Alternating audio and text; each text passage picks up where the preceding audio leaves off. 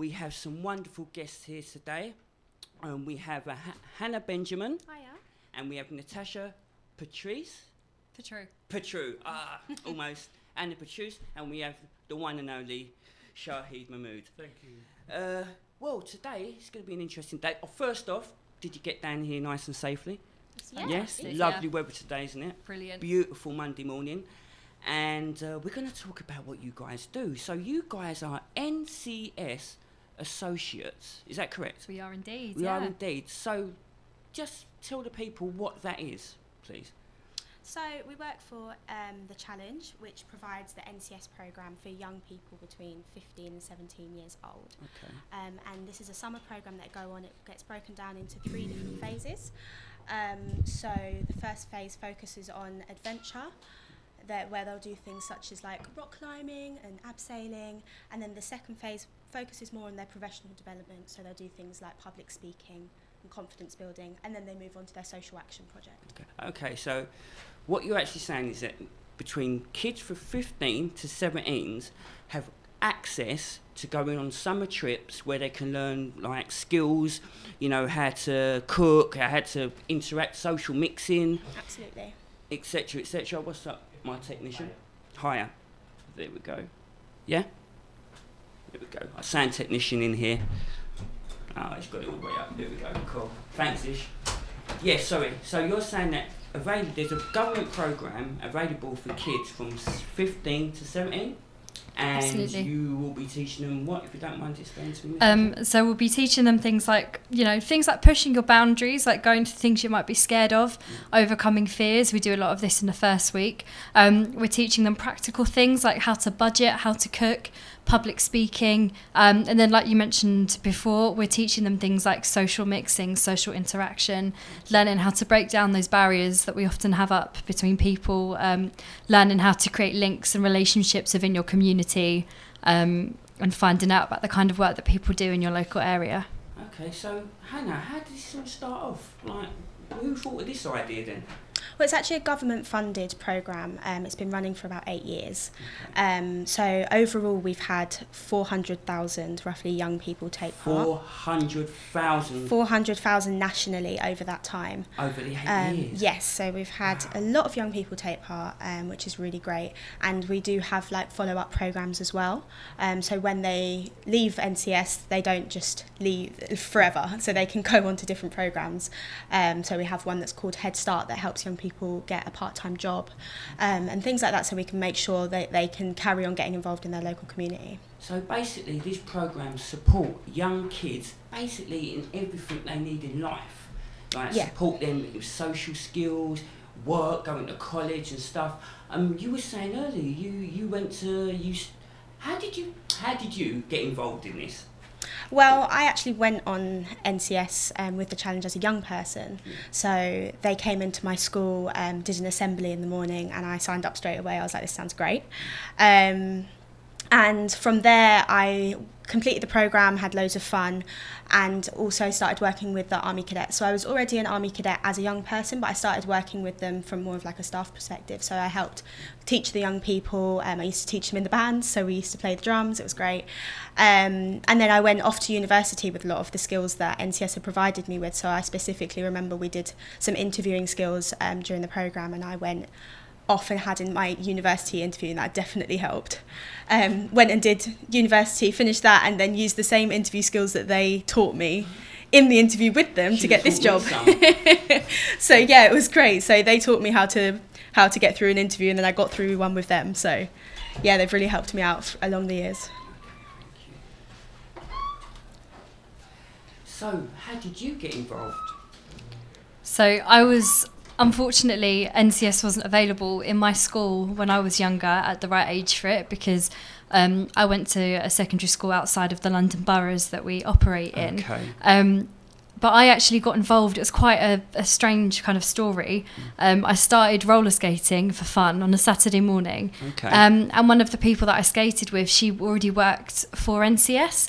Okay. And she said that there were some jobs going at the moment because they just, some like jobs had opened up. And she knew that I had a background in working with youth groups and young people as well as public speaking. and this role that Hannah and I work as is basically the combination of those two things put together.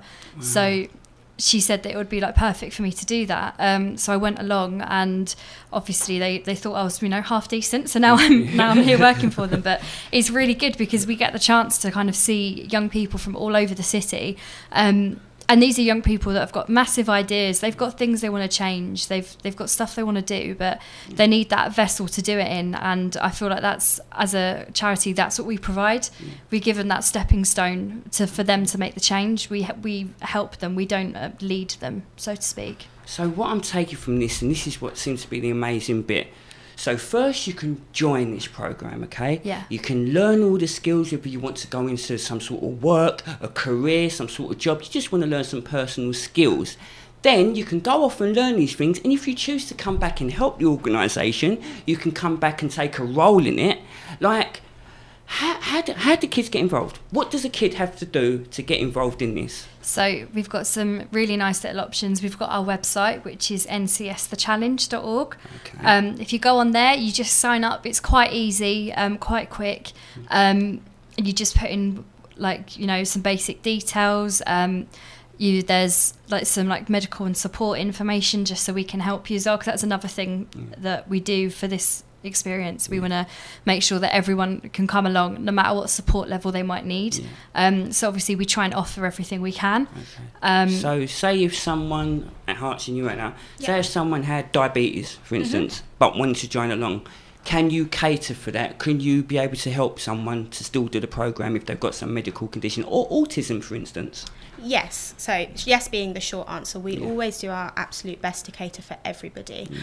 So any young person that may need a support worker, just some extra support, we always try and accommodate that. We will hire additional staff to make sure they're accommodated for.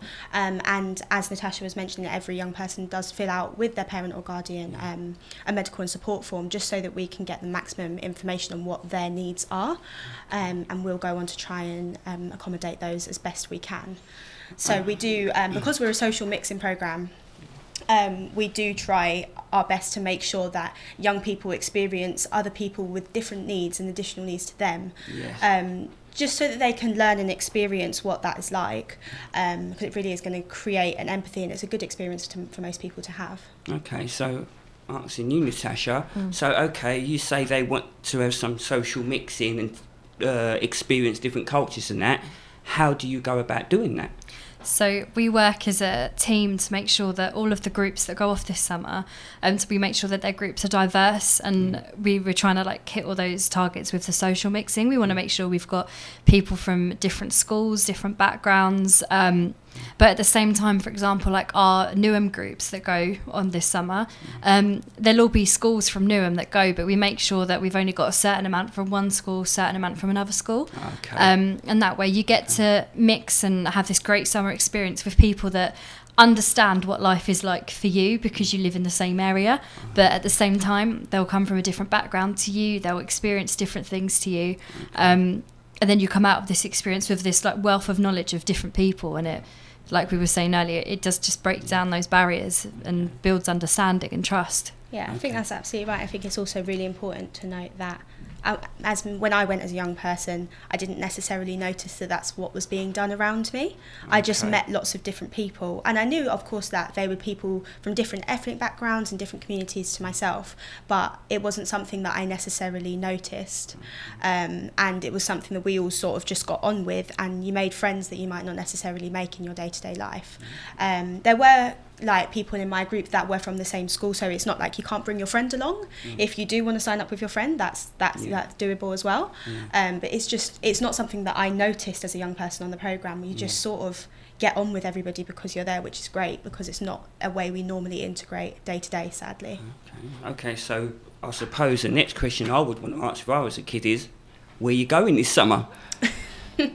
Well, you go to lots of, depending on where you live and what school you go to, what programme you're on, you can go to places all over the country.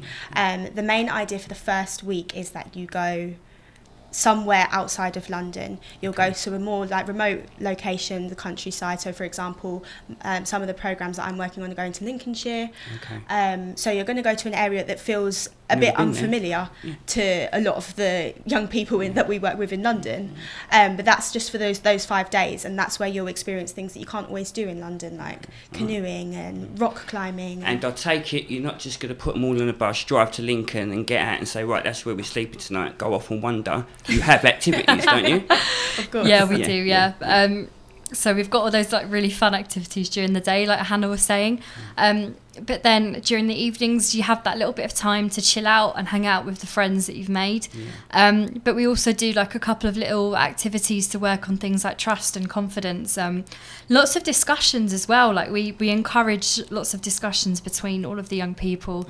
So they can gain that understanding of different backgrounds, and they can share their fears and share things that they're worried about, share things they're passionate about, and they find that they've got lots in common because of this. So it, you know, part of it is like all go really fun activities, being active, but then part of it's also that reflection and that looking back on what you'd like to change through this program. Okay. So coming from a parent side of things, okay, say now you're all away in Lincolnshire, having a great time, but there's one particular kid there that may be very disruptive to the group. Yeah. How do you handle that? Because as a parent, I'd be like, well, we're going off with a bunch of strangers. Yeah. How do I know that one of them might be It's a concern. How would you deal with that to put parents at ease to send their kids this summer to you? Well, we have a few things in place. We have a code of conduct